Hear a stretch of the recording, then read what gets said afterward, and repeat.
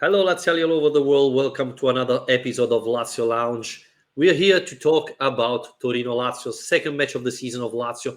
But before we start talking about Lazio Torino, or maybe Torino Lazio, Alasdair, I told you Lazio was playing in Turin, not in Scotland. What did you do, man? Took a wrong turning. Yeah, somehow ended up back in the wrong country. But well, I don't know. It's all this talk you're always giving me about how Lazio only sign players when I'm not in Rome. So I thought mercato is about to close. We got a week or so. I'm going to be back on Friday for the Inter game, but until then, Lazio have got a few days to try and get some players in. So let's see what happens. Well, I don't know if we're going to get some players in, but it looks like we're going to get some players out because don't know if you followed there in Scotland, but Acerbi is close to sign for Inter. I'm not happy about that because I would have loved an obligation from Inter to buy the player. He's going to go on loan. Lazio was pushing for an obligation to buy out Acerbi at the end of the season. It looks like they will have just a right to buy him at the end of the season, which we saw it in the past. It never works, right?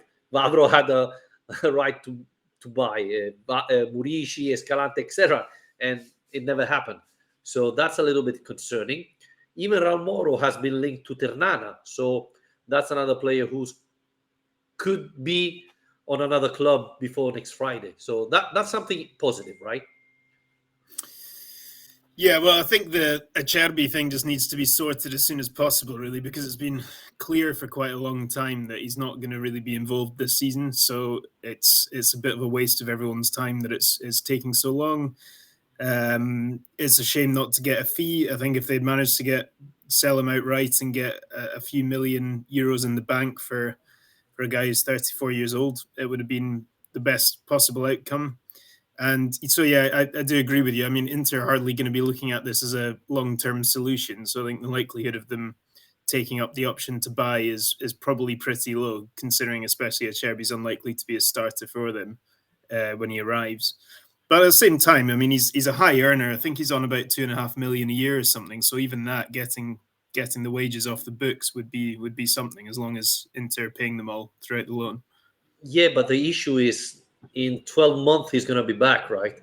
Inter is not going to sign him, and we'll have the same problem with the issue that Acerbi will be 1 year older, so it's going to be even more difficult to loan it out. So that's why I would have loved the obligation for Inter to buy out the player at the end of the season, but doesn't look that way.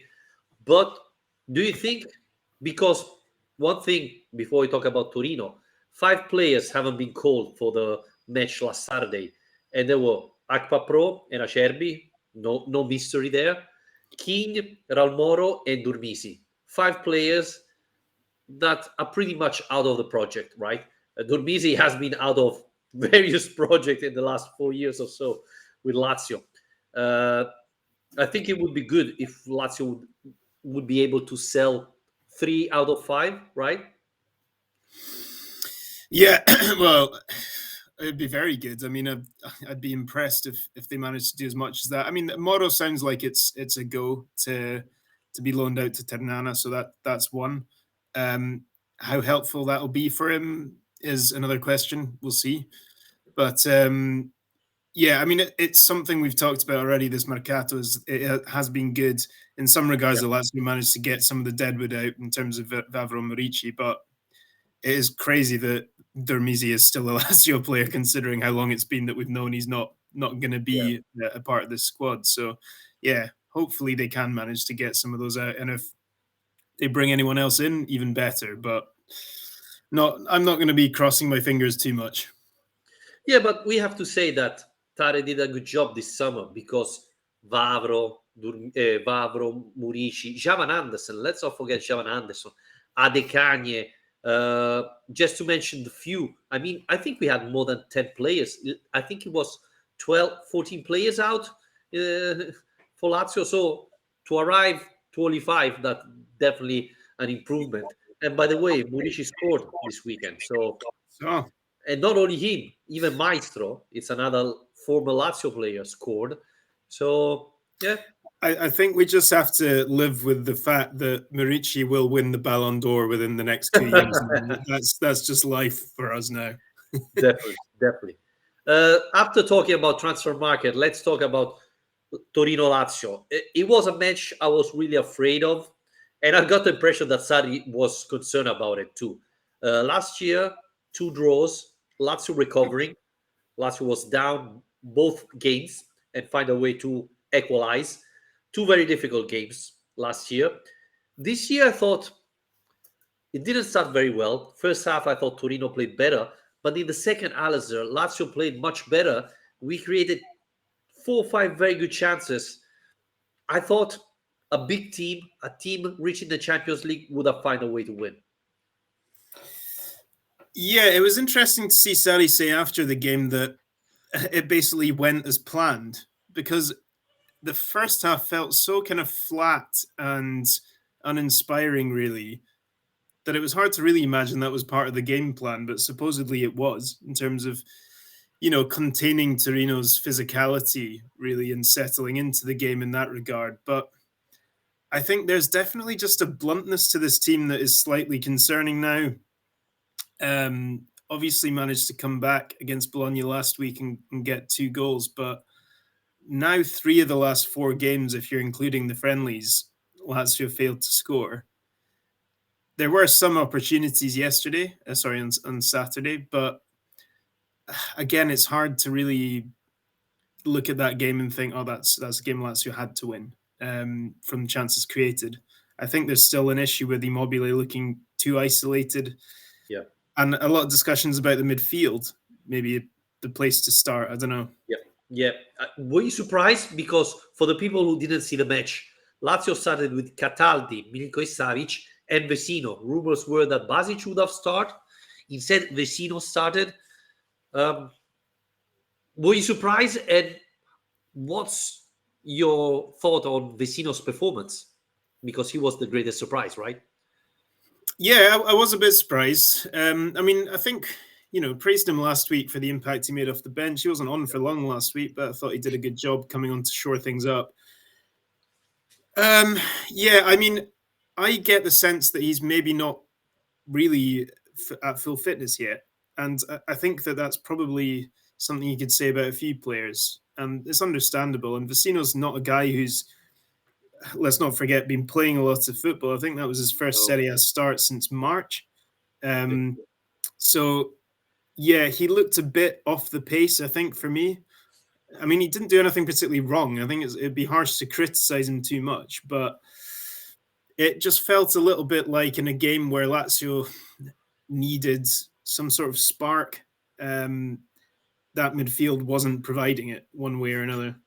So, Alasdair, you mentioned that Sarri said it went as planned. I thought Sarri was concerned about the physicality of Torino. The fact that we saw Juric team playing often, and they like to play man on man for the full pitch. And we saw last year how Luis Alberto struggled because he was marked for 90 minutes, even in our penalty box, and he struggled to move the ball. So I think that's the reason why Sarri opted for this midfield. But I was thinking that probably Basic, a more physical player, would have played instead of Vecino. Instead, Vecino started. I thought Lazio managed to struggle less. But as you were mentioning, without Luis Alberto, we didn't have that sparkle. Probably with Marcos Antonio, I think it would have gone better. We'll never have the proof because he didn't play. But I thought he was too scared about the physicality of Torino, and that's why in the first half Lazio pretty much didn't do nothing. Well, this is something I wanted to ask you about, because it seemed to me that, yeah, you mentioned already the 2 draws last season, so now there's been 3 draws in a row between these 2 teams, these 2 coaches, and it's definitely obviously worth respecting and planning for the strengths of your opponents. But when it comes down to it, Torino aren't a side that Lazio should be going out of their way to change their own style of play to accommodate necessarily. But do you think that comes down to the fact that Juric has been more successful in the last year of instilling an identity on his team, despite having a huge turnaround of players this summer, than Yes, Sarri has, because I think there's been a big debate around this now. Like, well, what is this Lazio team? Because it's not playing possession football, playing Sarri ball football, but it's also not really adapted to this kind of what we saw against Torino, kind of a more physical, defensive, reactive style of football. So the identity thing it was kind of obvious there, where Torino are playing man to man, very much Juric ball, and Lazio we weren't really seeing that quite so much. I agree in part with you in the sense, yes, the identity of this team, I'm not talking about Torino, was clear, but at the same time, they lost key players, and you could see it in the pitch. Uh, to be clear, I don't rate Belotti a great player, and I prefer Sanabria as a striker than Belotti. And in fact, when there were rumors in the past of Sanabria coming to Lazio, I was really happy about that because I like the player. Um, and so maybe adapting too much to a team that is not in very well rated at the moment, like Torino, isn't the right decision. But on the other side, I saw a huge improvement talking about defense. I mean, let's not forget last year Lazio were already conceded I don't know how many goals. This year things have done much better, and I think defensively Lazio has an identity now. And maybe we're gonna talk about Patrick and Romagnoli. I thought in the first half Torino played better, but they didn't have a single chance, right? I mean, our defense was great, and one of the issue I thought was that Zaccagni and Felipe Anderson were too concerned of defending and left too much Chiro alone. But I thought the defense, at least when the other team had the ball, Lazio were well organized and had an identity. I think the problem is when we have the ball on our feet, we are missing a player like Luis Alberto. And so I think the job for Sarri now is, okay, how can we fit Luis Alberto in this football team? And maybe even add Marcos Antonio, because I think he has huge talent, right? Yeah, exactly. I mean, I don't necessarily have an issue with Lazio's system being based on a solid defense, because that's not what we saw last season. It just seems like a huge leap all of a sudden from one thing to the other. I mean, goals were not something we had to worry about last season at any point, really. Second top scorers in the league, as far as I recall, behind Inter, and this awful defense that shipped 58, 59 goals. So it's a big jump, and it's improving defense is very important. It's going to get you points where we lost points last season. I thought Patrick was excellent again. I mean, he's been the center of a lot of discussion, I guess, who's going to partner Romagnoli in that defense with Gila and Casale also coming in. But I think the way he started, he has to be continuing to play in that position. We'll probably end up talking about the goalkeepers, but yesterday basically didn't need a goalkeeper because Patrick was just cutting out all the crosses by himself. So, yeah, your dog's a big Patrick fan, I can hear. Yeah, you don't have to talk about Patrick. You mentioned the goalkeeper. I wanted to mention another thing, but let's go and talk about Provedel. I tweeted joking that last match our goalkeeper went too far out. I thought Provedel against Torino didn't. And there were at least 3 long balls that he was a huge advantage. And instead of going out and grab it, he stick to our goal line. And that was concerning from Provedel. So, I was convinced before this match, I think Provedel will start against Inter. After his performance, and you mentioned he didn't have to make any save, but that thing, he missed a couple of crosses in the first half. I don't know. It didn't give me the impression to be very confident like he did against Bologna. Did you have the same impression? Yeah, basically, yeah. Well, the thing was, it's kind of like the two things that I praised him for after the Bologna game were how assured he was and his distribution. Yeah. And both of those things, he then kind of did the opposite in this match, where he didn't look assured, especially on those crosses, like you mentioned, or the corners. And his passing out from the back wasn't as effective as it had been in that game. But I don't know. I mean, what do you think happens now? I mean, Inter is a huge game, but it's quite hard to know where we stand. I don't think Provedel played badly in that match in the sense that you would like throw him out of the team. But Maximiano, we can't forget, yes, he made a terrible error, but he was coming into the season as the number one. So what do you Yeah. do? What do you think Sarri's going to do? Someone said Provedel was strakoshing, if you allow me this verb, on Saturday, which made totally sense. But which was one of the concern, right? The reason why Yeah. Strakosha is not with Lazio anymore is because of that. So I don't know. Uh, Probably I will give another chance to Maximiano. I think this week will be important to see how they train. If Maximiano look like a goalkeeper who has completely forgot his mistake, then I will give him a chance to start. Um, but overall, the defense was much better. I mean, Lazzari, Marusic, they all played well, right? So that was really encouraging. The other thing, Alasdair, you mentioned about the goals. So let's take it out. Sergei had a huge chance in the second half. He waited a couple of seconds. Now, I don't want to say it too loud, but do you think he thought, oh, my brother is in goal. I don't want to score against him because maybe he's lose his job. Or he simply didn't miss a chance without reflecting about his brother. I don't know, Vittorio. If it was me and I was playing in Serie A and my brother was in goals, I'd be desperate to score against him. I think you can't downplay the sibling rivalry. I'm sure he'd love it. Has Sergei ever scored against Vanya? I don't think so. I think he played just once against his brother last year. I think. Right. Yeah. Yeah. I mean, he's not been first choice all that long, I guess, has he? Yeah, it was a big chance. I mean, yeah, Huge. I wouldn't go as far as to say that, but it was a bit disappointing. I would probably, use that as a way of discussing Sergei as a whole, though, because I think his performance was a bit underwhelming. There's maybe we can talk about the slow start element again, because it seems to be something that comes up quite often. The fact that he takes a bit of time to get going in a season or to get up to peak physicality. But then again, this year it feels like it shouldn't really so much, because he's had a full preseason uninterrupted. There's not been any major tournament or anything to kind of, well, I guess some Nations League games, but nothing beyond that. So I don't know. Do you think it's just that, or is it because the transfer market's still open? People talk about that.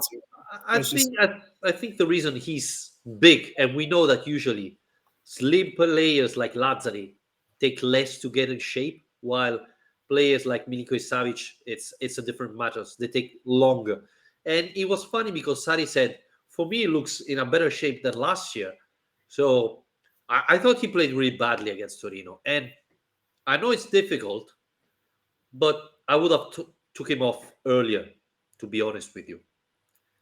The interesting thing is that we're actually kind of talking about the midfield as in like the options and the best way of structuring it, because that's something we've not really talked about for years, because it's always been Alberto, Lucas, Milinkovic. And now all of a sudden we had three different midfields in the space of 90 minutes in the Torino game. We've had Basic starting one game, we've had Vecino starting another. We're yet to see Alberto from the start. We're yet to see Marcos Antonio from the start. And all of a sudden it's kind of quite hard to work out what this Lazio midfield, the first choice midfield, is actually going to look like this season. Well, finally you have choices, right? And Sari said it after the match. I have now choices in midfield, so I can pick and choose depending on the opponent. And this usually is a positive sign. But I don't know. I would have preferred to see Marcos Antonio coming in earlier. I thought Sari overthinked this midfield. It was not the right choice for me. Obviously, it's easy now to say it, but I think Marcos Antonio deserves a chance. Now I know against Inter it's not very easy for him to start, but sooner or later he needs to start. And I think the job of this season is again finding a way to make Luis Alberto and Milinkovic Savic play together. Um, I think the rest of the team is finding a way to make it happen. I mean, the defense is much better today, and the wingers as well. So I think this year could be easier. But yeah, we have to see now, Alistair. I don't know if you want to talk about the rumors about Sevilla making another bid, probably, maybe before the end of the summer transfer for Luis Alberto. Do you think this is the reason why Sarin doesn't start him yet? I don't know. I don't see it happening. Honestly, I don't see Sevilla offering 25 million euros for Luis Alberto this season. No, I feel it's more that Sarri's not totally convinced that that midfield has got the right balance to really provide the defensive structure that this team needs, because it's easy to blame the defense, and the defense was pretty dreadful at times last season, but it is a team effort keeping clean sheets. And if you're having Milinkovic Savic and Alberto in the same midfield together, you're perhaps sacrificing some of the defensive work that another combination of players might put in. But at the same time, you clearly suffer in the other way. I mean, it Yeah. can't be a coincidence that Chiro isn't getting as many chances when Alberto's not starting the games. I mean, he's already got one goal, and he's even managed to get a couple of chances in this match where he had very little service. But at the same time, I don't think anyone in the team links up with Immobile in the same way, has the same kind of chemistry to provide him with opportunities. So I think that's something Lazio might suffer for if they continue to leave him out.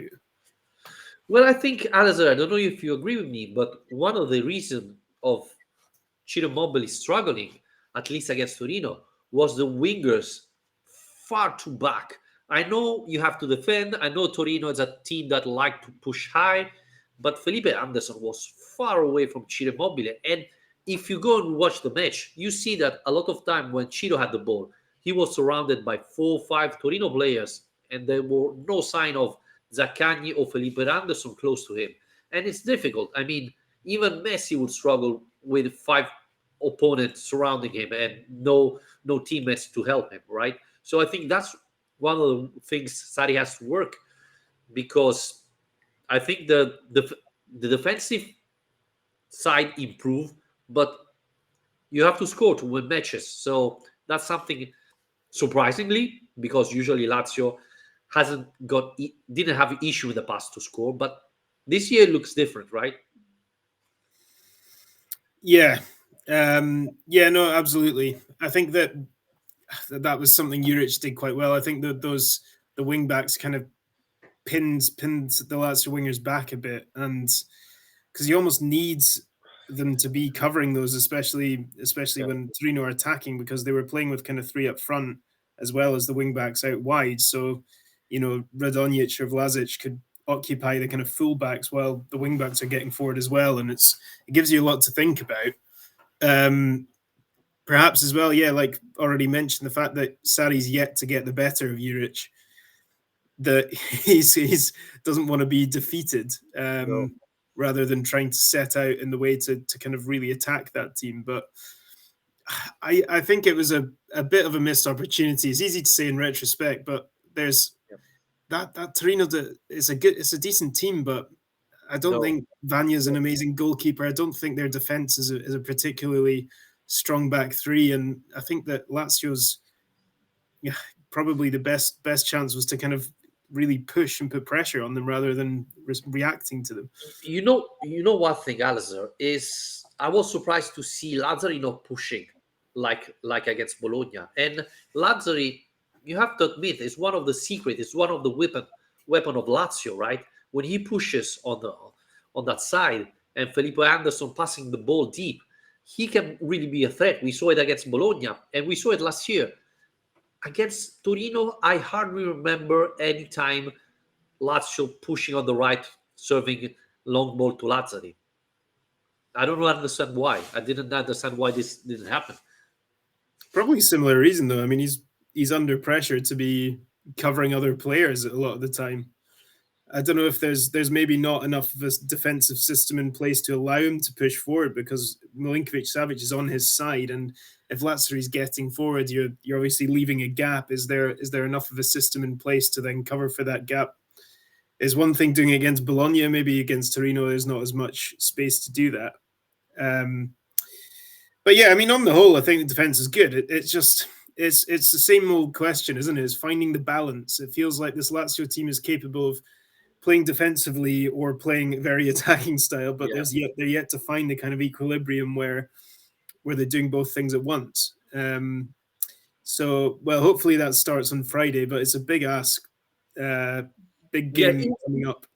Inter didn't convince me in the first day against Lecce, but it's true. Spezia for me this year it's a much weaker team than last year, right? But they win convincingly, and I think, and I said it, they are the favorite for the Scudetto this season so far.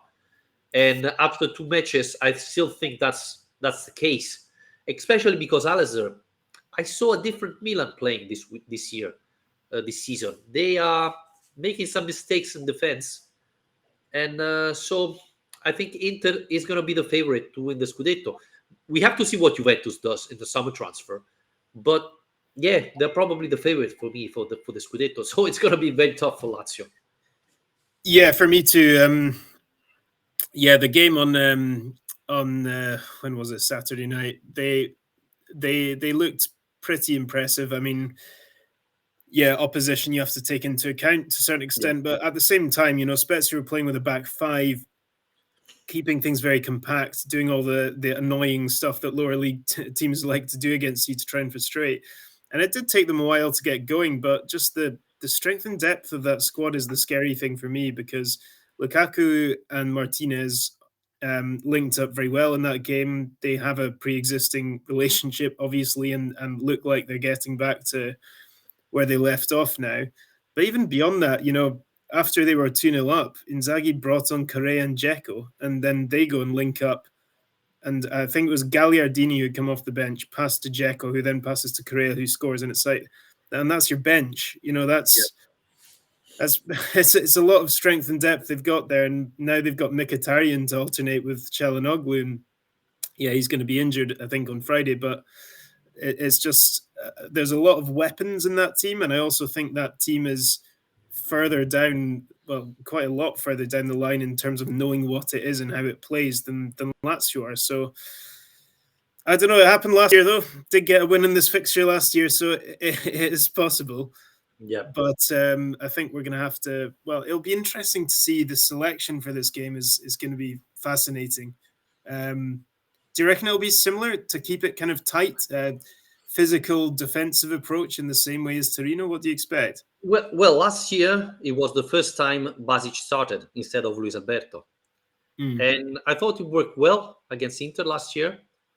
And as well, when Luis Alberto came in the second half, it worked well. Luis Alberto did the assist for Milinkovic Savic.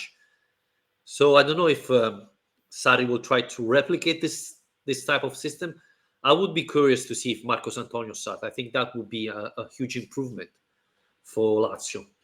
But Alasdair, after the first 2 days of Serie A, we said that Lazio was fighting for the fifth, sixth position. After seeing this Napoli, what what do you think? Are we changing position? Do you think? I mean, I don't think we put Napoli in the top four. I think we put it in the top five. But I mean, they're impressive. They really are. Yeah, I made the mistake of tweeting my preseason predictions, so they're out in the public domain now. Uh, yeah, I mean it's always hard to know, isn't it? Because Napoli started so strongly last year and then obviously faded. But I mean, they did finish in the top four, obviously. I think the big thing has been Cavaradonna, who has absolutely smashed Serie A to pieces so far. That guy looks unbelievable. And yeah, it's they've not been playing the strongest teams so far. Verona and Monza is quite a nice cushy start for them, but at the same time, yeah, they're looking strong. It'd be interesting to see, I guess, what happens with Juve, because the Di Maria was absolutely on fire in his debut and then immediately is ruled out for a month with injury. So that's going to happen tonight. We'll see how they do. But yeah, I mean, you can't say too much after two rounds, but I think that's probably still a realistic objective for Lazio. What I would say is that I think Atalanta aren't done and dusted in the way that a lot of people seem to be thinking they were. I think they'll be in that fight as well. And well, who knows with Fiorentina, because they obviously slipped up against Empoli, but but they are a strong side, decent strength and depth in that team as well now. Yeah, I think Atalanta and Fiorentina will fight, but they are a little bit behind, right? I got the impression. I saw Atalanta both against Milan yesterday and against Sampdoria last week, and they didn't convince me. So they're a good team. Obviously, they took 1 point out of Milan, which is not easy, but I didn't see the same team of last year. So I'm curious to see how they will perform, considering that this, especially till November, they're going to play a lot of matches. So it's going to be a little bit complicated for everybody. Fiorentina, if they qualify for the Conference League, which I think will happen, and all the other teams fighting in the Europe League as well and the Champions League. So Atalanta has a little bit of advantage, right? They're not playing. But I don't know. I mean, Zapata didn't score one goal in the last 14 matches, something like that. And Muriel is struggling as well. So I think the biggest difference is they're not scoring like they did in the past. Well, I don't know if you saw the Gasperini masterclass, at least what he'll claim was a masterclass now, but complaining about Malinovsky's Not goal scoring, yeah. return and basically putting him up for sale the day before the Milan game, then putting him in the starting lineup, and then Malinovsky scores. So, yeah, quite clever, perhaps, or just complete pot luck. Who knows? I don't know. He said Malinowski scores. We are looking for someone who scores more than 6 goals because Malinowski Yeah. scores only 6. And then after the match, he said, "Well, those are the type of typical matches of Malinowski. I mean, against Milan, you're looking for players that make the difference in that type of matches, right?" So, yeah, I don't like Asperini. I don't. As a human being, as a manager, I think he's great, but he wear out the players, right? After a couple of years, you have to move on. So yeah, it's good. I think Lazio has to step up a little bit if they want to fight for the fourth, fifth position this year. But we have time. The problem is, Alasdair, market closed the 1st of September. Before we wrap it up, do you think Lazio is going to sign any player from now till the end of the transfer market? I don't think so. If nothing big happens. Yeah, I mean, I would be surprised. I think that the right kind of deal has to present itself, and I'm not sure it does at the moment. I mean, there has been a lot of talk about a left back still. I think it'd be great, and Sari clearly explicitly has said that he would like one. But at the same time, you know, there's been talk of Region coming in recently, and Yeah. if it's a loan with the option of 20 million, it's Lazio aren't going to pay that. No. I mean, maybe Spurs don't know that, and they can just get him in for 1 year. But I mean, that would be a pretty great signing, to be honest. I think, but I just find it quite hard to see that happening. Having heard Lotito and Tare kind of talking about how well they've already done, so let's see. I think even though getting rid of some of the players who aren't going to be part of the squad would be a big success in itself. So hopefully that can happen. Yeah, I don't see Reguilon coming to Lazio. I don't see it happen. But who knows? And the other thing, Alasdair, is are we sure we need a left back and not a Vice Immobile? Well, you know, Napoli went and signed Simeone, and I think we've been in agreement on this for a while with that Simeone would have been ideal as a Vice Immobile, and I can't remember the exact the terms of the deal, but I don't think it was that bad, really. No. I don't think it was all that expensive. And come on, Napoli, you don't need him. They've got so many players. Yeah, it is frustrating. Cancellieri's yet to obviously operate in that role in Serie A this season. I'm not sure he's gonna. I think it's just too big an ask for him. But yeah, so I in summary, I would agree with you. I think that's a bigger pressing concern, but I think it's less likely to happen than anything. Yeah, and luckily we signed Cancellieri because even on the wingers, we don't have that many options because we started Zaccagni and Felipe Anderson, and on the bench we had Pedro and Cancellieri and Luca Romero. So I love Luca Romero and I love Cancellieri. Are they ready for a team fighting for the Champions League? Not sure about that. Still, Cancellieri played really well against Bologna, came in against Torino and gave his best. Don't think it was enough to change the match. But, probably for a bigger team, you would love a more experienced, more ready player. in that position. Yeah, it's true. I think Pedro coming back is actually going to be quite a big boost to this team. To be honest, I think he's still got a hell of a lot of quality. Did a lot especially in the big games last season. I think I wouldn't be surprised to see him kind of get straight into the starting lineup against Inter if he's fit enough to do so. So yeah, hopefully he can provide a bit of a lease of life to this attack, because it's missing something at the moment. And yeah, maybe just having something like that happen could help bring it back to life a bit. Yeah, I totally agree. Again, thanks, Alasdair, for joining me. Remember, we're playing in Rome Friday, not Scotland. Okay. Okay, I'll be there. Well, we have to see if in Europe League we'll play in Scotland. Who knows? Maybe it's going to happen. Well, we'll see. Anyway, thanks everybody for listening. Remember to rate and review our podcast. We are on iTunes, Spotify, Spreaker, and subscribe to our YouTube channel. We want to reach 1K before the end of the year, so please help us. And we're going to be back after Lazio Inter, a very complicated and tough match. Bye, everybody. Cheers.